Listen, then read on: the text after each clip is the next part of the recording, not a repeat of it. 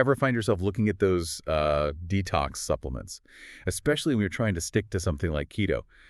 It's tempting, that idea of a quick cleanse.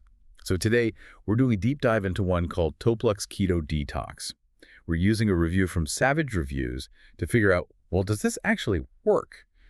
Or is it just smart marketing? Yeah, and what's really interesting, or maybe bold, is their core claim. They suggest it helps you detox while in ketosis, almost like our livers just, forgot how to do their That jobs. is a bold claim. So Toplux says it does a lot. Flushes toxins, supports keto, cleanses the colon, helps weight loss by getting rid of toxins. I mean, if that's true, wow. But how does that stack up against what medical science generally says about detox claims? Good question. Well, if you look at how our bodies actually work, your colon, for instance, it's got this whole system, right? Mucus, muscle contractions. It cleans itself. That's its function. Right. And your liver. It's constantly working, neutralizing stuff. Your kidneys filter waste.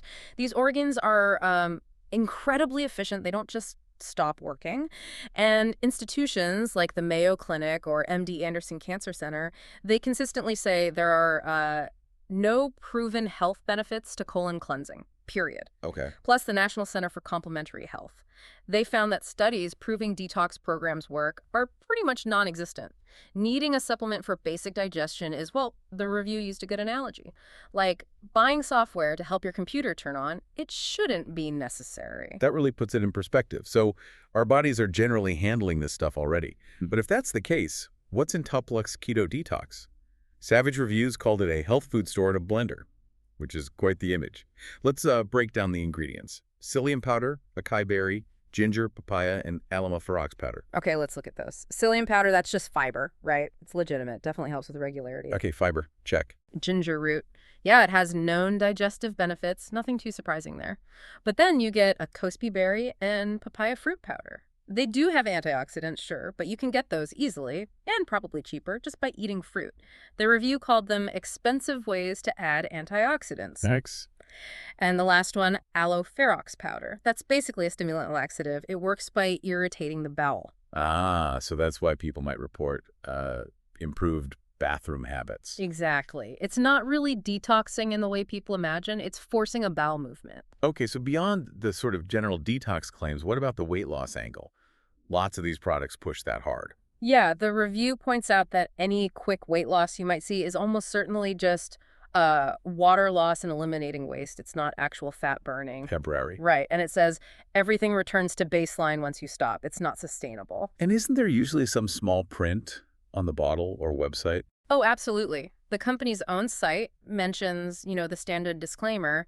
These statements haven't been FDA evaluated and aren't intended to diagnose, treat, cure, or prevent disease. Which is basic. Basically, the required legal fine print saying, look, we haven't actually proven this does what we claim to the FDA standard, so we can't legally say it treats anything. It's important context. Definitely.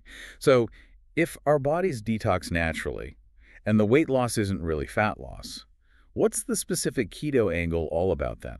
Why keto detoxes? Well, that's the thing. When you're actually in ketosis, following the diet properly, your body is already burning fat and naturally processing metabolic byproducts through the liver and kidneys. So it's already doing a kind of cleanse. In a way, yes. It's efficiently handling its own waste.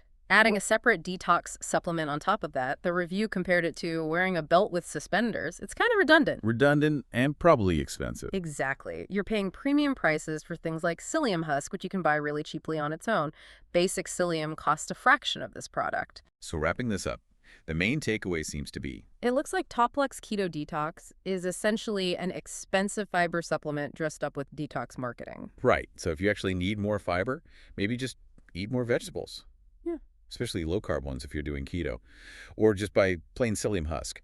And for digestive support on keto, probably better to focus on that fiber from food and staying hydrated. Pretty much. Your money is likely better spent on actual quality whole foods that support your goals. And it brings up a really crucial point you mentioned earlier from medical professionals. Yeah, they consistently say that if your organs genuinely aren't working properly and need help detoxing, you don't need a supplement.